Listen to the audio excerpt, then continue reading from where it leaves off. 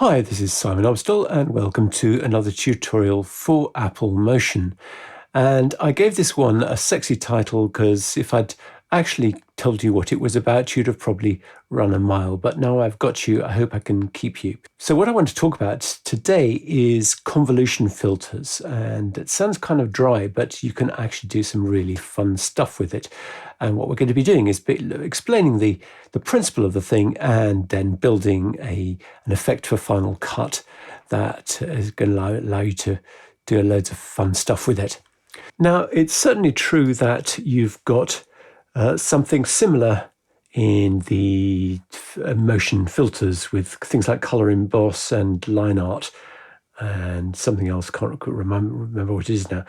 But they're somewhat limited in what you can do. And I think with this technique, you'll be able to do some much more interesting stuff, but also you'll be able to learn something quite interesting, I think, about this particular technique. So a convolution filter typically uses something that looks like this. It's a matrix, a pixel matrix. So what is all that about? So basically what it looks at is there's a pixel in the middle. There's a pixel up here in the top left. This is the pixel in the top center. This is the top right, and so on. This is the bottom right. And then it combines those pixels with different values. So this central column here, all those have been set to 0, so they're not affecting the final image result. This has been set to subtract. All these ones in the left-hand column and all the ones in the right-hand column have been set to add. So that creates an edge effect that you can then derive lots of interesting effects from. And by changing up these numbers, you can get a whole variety of different effects. Some of the uses are, for example, emboss, or sort of line art effects or edge effects, loads of different uses, sharpening, averaging.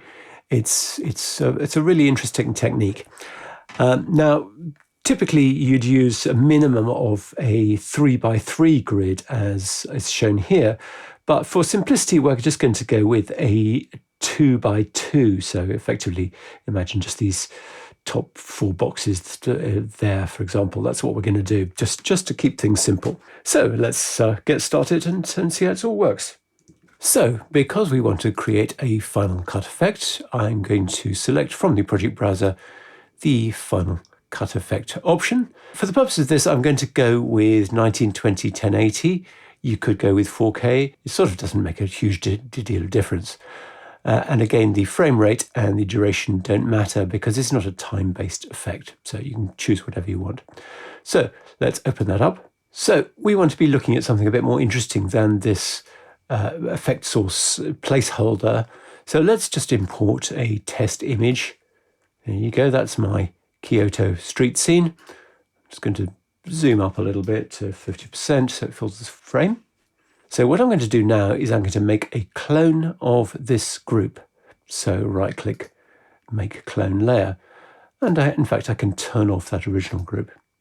And I'm going to call this group base, because I want a base layer for everything. And then I'm going to duplicate that group, and I'm going to call it top left. And then the clone layer inside of that, I'm going to duplicate. I'm just going to turn off the base layer, base group layer, I should say.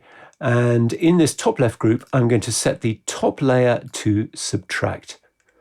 And now obviously I'm subtracting it from itself, so we won't see anything. But what I'm going to do is I'm going to adjust the position of the lower clone layer there so that we select the top left pixels, as it were. So the pixels that are in our top left corner of the matrix. So in order to do that, I'm going to enter an X value of -1 and a Y value of +1. And I think you can see here that we've now got some edge pixels. And those represent those pixels that are kind of the top left of the image. So now we need to do the same thing for the other 4 boxes in our matrix, the top right, the lower left, and the lower right. So to do that, I'm going to duplicate this group 3 times. I'm going to use Command D, or you could use right-click duplicate, or however you prefer to duplicate. So I'm going to do Command D, Command D, Command D, and I'm just going to relabel these groups. So I've relabeled all of these. So we've got top right, lower left, and lower right. So we just need to make that same type of adjustment to each of those groups to get the relevant edge pixels. So to get the top right pixels, what we need to do is we need to select the bottom layer in that group. And so top right is going to be +1 on X and +1 on Y. So the lower left is going to be -1 on X, so that's the left-hand side, and -1 on Y, so that's the lower level of the matrix. And then finally, lower right, the X value is going to be +1, so that's the right-hand side, and -1 for Y, that's the lower edge of the matrix. So currently, these are all set to blend mode of normal. So I'm going to select all of them, and I'm actually going to just change their blend mode to linear dodge. Now I'm selecting linear dodge, not add, because add is not a true add, and linear dodge is a true add. That's a subject I won't go into here, but linear dodge actually means add, and it's the opposite of subtract, which we're going to be using as well. So let's set those to linear dodge, and then let's turn back on our base layer. And I'm going to just zoom in so you can see the effect of what's happening here. First of all, I just need to make a new group at the top here to contain my edge layers. So let's call these edges. So if I turn that group on and off, you'll see what we're doing is we're kind of averaging out the values and getting a kind of quasi-blur effect. Now this would be a lot more pronounced if we had a 3x3 matrix rather than this rather basic 2x2 matrix. But really, we're not building it for the purposes of this look. It's the other types of look that we're more interested in. So let's quickly have a look at what those are. So what I'm going to do is I'm going to select the top left and the lower right as being the ones I want to affect. And I'm just going to turn off these other two for the time being. And so then I'm going to set my lower right, instead of linear dodge, which remember is actually add, I'm going to set it to subtract. And now I think you can very clearly see that we've got an emboss effect. And we could invert that emboss if we set that one to linear dodge and this one to subtract. So we've got an inverted emboss. So if we come back to our original example here of our matrix, you'll notice that some of the values are 1, but some of them are above 1, or they're -2. So you've got +2 and -2 here. And indeed, we could have almost any value we wanted. So how would we achieve that? In the normal course of events, you do that by applying a gain to that particular set of edge pixels. But obviously, we can't do that in motion because there is no easily available gain control. So we're going to have to use something slightly different. So how would we go about increasing the intensity of the individual edge layers? Well, I'm going to select them all. I'm going to come to Filters, Color, and I'm going to add Levels. So they've all got a Levels filter applied to them now. So I'm just going to grab this white in value, and you can see that, so this is on the top left, you can see that as I crunch that down, it's increasing the intensity of the effect. So that's actually the darkening effect there. And if we select the lower right, and again, just use that white in, you can see that's increasing the brightening effect of that. So we've now got quite an intense look, and we can go really quite far with it. So that's essentially what we're going to do. And we want to be able to do that differently to all of the different layers. So in order to do that, we're going to build some rigs so we can publish this more meaningfully. So first of all, let's create a new rig, object new rig. And I'm going to call this one status. The thing about this one is I want to be able to determine which edges are being set to subtract, which are being set to add, in other words, linear dodge, and which are off. So I'm going to turn these two back on again. So in my status group, I'm going to make 4 pop-ups. So click that 4 times, and I'm just going to rename those. So those are renamed top left, top right, lower left, and lower right. And we can go ahead and start adding the parameters that we want. So first of all, I'm going to come to the lower right group there. And what I want to do is I want to add the blend mode and the opacity. And I'm going to drag them onto lower right status. I'm going to do the same for the lower left. So select opacity and blend mode, drag those onto lower left. Top right, again, select opacity and blend mode, and drag those onto top right.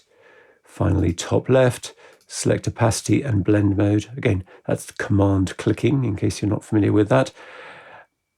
And then, top left, drag them onto top left. So now we can rather laboriously rename these. I'm just going to show you how to do one of them.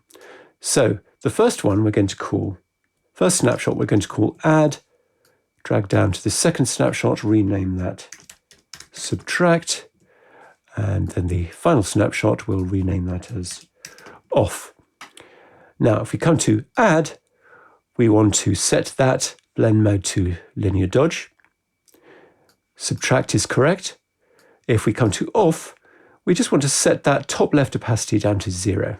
Let's do the same with the top right, and then you can do the rest yourself. So the first snapshot we're going to rename add. The second snapshot we're going to rename subtract. And the final one we're going to rename off. So off is going to have the opacity down at 0. Subtract is going to be subtract. And add is linear dodge. So that's good. So you just need to do that same thing with the other two. So I've done all that. And the next thing we need to do is we need to publish each of these. So let's start by publishing the top left. Let's set it to add and then publish.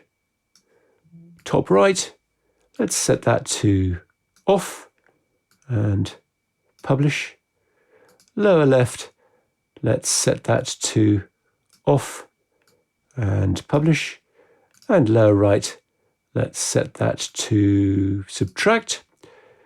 Subtract and publish. Now if we come to our project properties, we can see our matrix, and between those we've actually got an awful lot of choices, so we can easily switch that emboss around so we've got it the other way around, and so on. Next, what I want to do is I want to be able to control those levels. Now we could just publish this control directly, but it's kind of counterintuitive because it's upside down. And also if we go too far down to the bottom, it turns itself off. So we don't want that. So what we're going to need to do is we're going to need to rig these.